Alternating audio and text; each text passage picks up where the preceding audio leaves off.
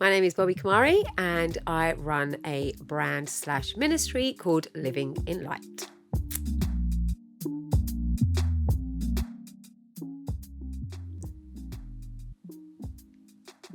Everything that God is.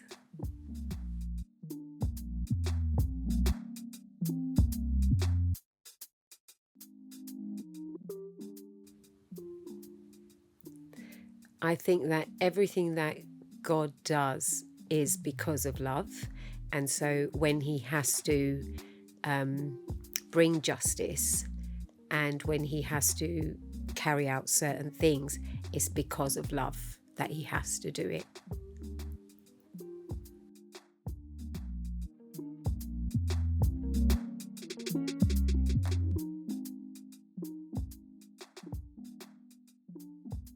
I think firstly because his word tells me, and so I believe his word thoroughly, and then just the fact that he rescued me and set me free and forgave me and changed my life so radically, and then he just poured out so much affection and grace and kindness over me, and that I believe he's only done because he is love.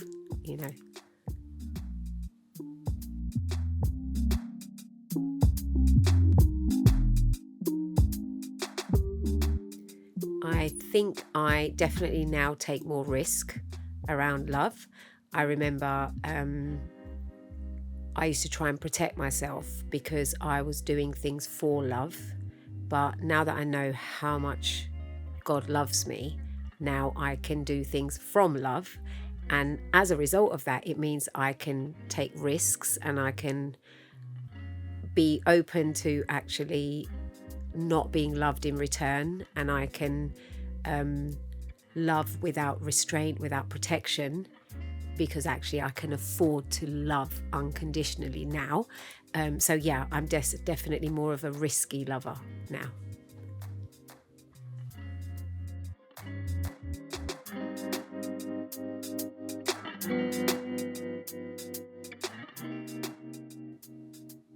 I think, according to Ephesians 5:1 in the Message translation, I think we do learn to love by spending time with Jesus. I think because of the world that we love in, the world that we actually live in, I think we are conditioned to lust. And actually, when we spend time with the Lord, then we get recalibrated to his original design for us, which was love. But you almost have to renew your mind to actually learn how to love the way that we were originally designed to love.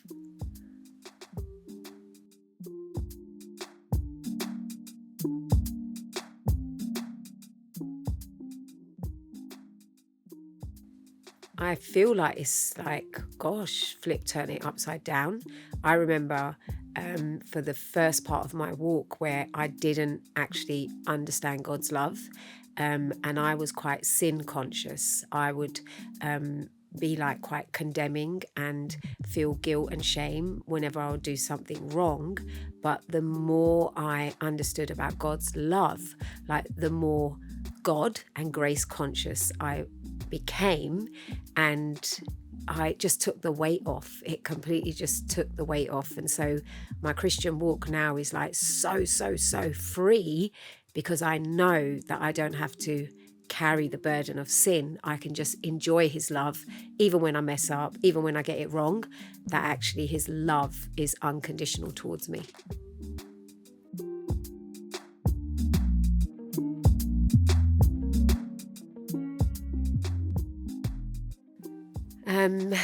I think, again, loving like Jesus loves.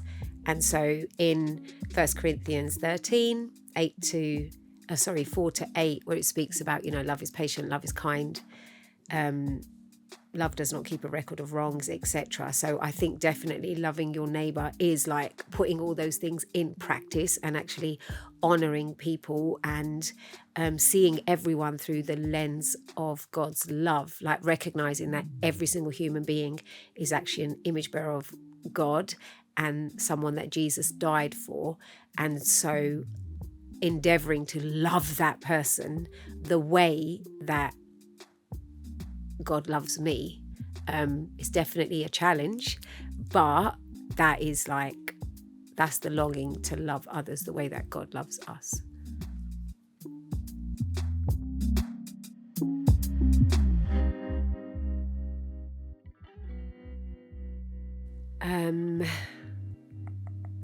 How do I struggle to express love? I think I definitely have struggled with a fear of rejection for most of my life. And I know that I've been completely set free from that now. And that I can afford to love without fear of rejection. But I think sometimes I can fall back into like not being honest with someone and not loving them well by being honest, because sometimes I can try and protect myself because fear that they might reject me. So I think that at times, and I'm getting so much better, but I think at times I can slip back into fearing rejection if I am going to truly, honestly love without restraint and be fully vulnerable. There's sometimes a risk that will that person reject me, but I'm growing and getting better in that area.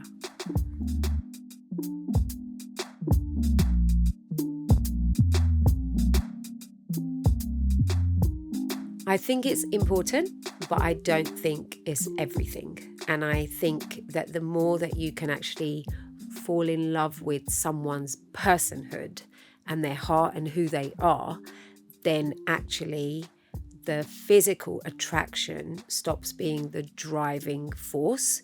It doesn't mean it's not important, but actually when the physical attraction isn't the driving force, then you can begin to really see the fullness of that person and fall in love with all of them instead of just the way that they look.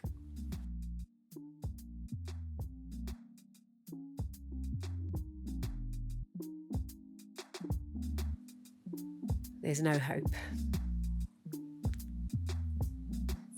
That's it. Thank you. Oh, thank you so